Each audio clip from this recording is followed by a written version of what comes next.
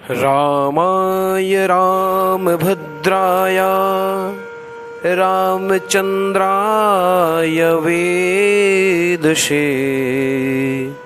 रघुनाथाय नाथाय सीताया पतये नमः।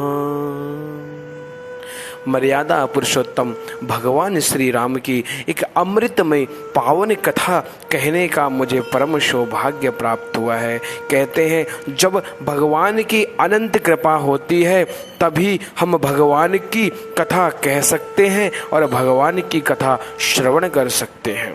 तुलसीदास जी ने कहा है, यह सब साधन से नहीं होई, तुम्हारी कृपा पावे कोई कोई।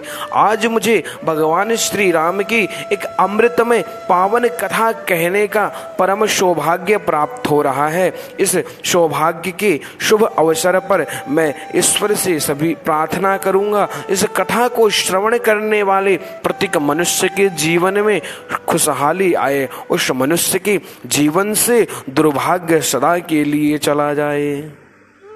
आज सरयू नदी का जल अपने आप ही उतर गया है। श्री भरत जी सहित सभी लोग पैदल ही नदी को पार कर गए हैं। भरत जी अपने बड़े भैया राम जी को लेने जा रहे हैं। बहुत उम्मीद है, सभी गुरुजन साथ में हैं, माताएं साथ में हैं।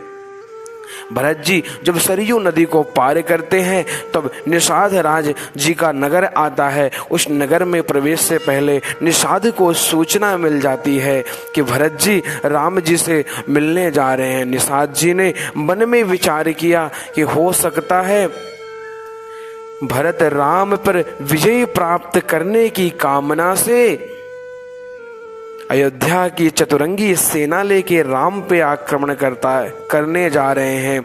वह धर्मी, वह धर्म करने वाला, भगवान के चरणों में अनुराग रखने वाला निषाद अपने समस्त सैनिकों से कहता है, तैयार हो जाओ मरने के लिए, परंतु हमारे सामने राजा राम जी के साथ अन्याय हम नहीं होने देंगे।